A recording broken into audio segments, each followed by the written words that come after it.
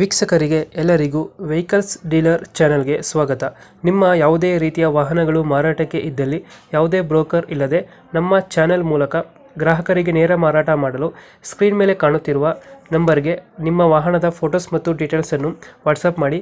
Screen ಮೇಲೆ ಕಾಣುತ್ತಿರುವ number ನಮ್ಮ ಯೂಟ್ಯೂಬ್ ಚಾನೆಲ್ ನಂಬರ್ ಆಗಿದ್ದು, ನಿಮಗೆ ಈ ವಿಡಿಯೋದಲ್ಲಿ ಬರುವ ವಾಹನದ ಓನರ್ ನಂಬರ್ ಬೇಕು ಅಂದರೆ ವಿಡಿಯೋದ ಟೈಟಲ್ನಲ್ಲಿ ಅಂದರೆ ವಿಡಿಯೋದ ಕೆಳಗೆ ಕಾಣುತ್ತಿರುವ ನಂಬರಿಗೆ ಸಂಪರ್ಕಿಸಿ ಎಂದು ಹೇಳುತ್ತಾ, ಇನ್ನು ಈ ವಾಹನದ ಬಗ್ಗೆ ಓನರ್ ಏನು ಹೇಳಿದ್ದಾರೆ ಕೇಳಿಕೊಂಡು ಬರೋಣ ಬನ್ನಿ.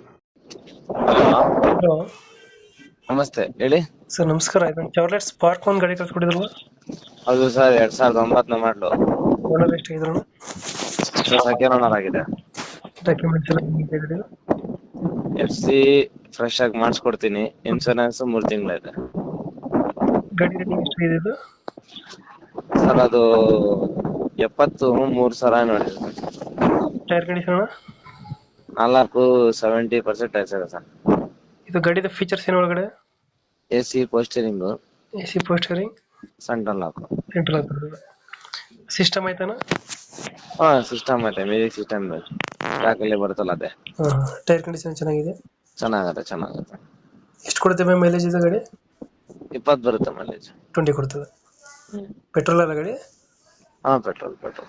ಲೊಕೇಶನ್ ಎಲ್ಲಿದೆ ಗಾಡಿ? Mysuru Sathagalli bus depot.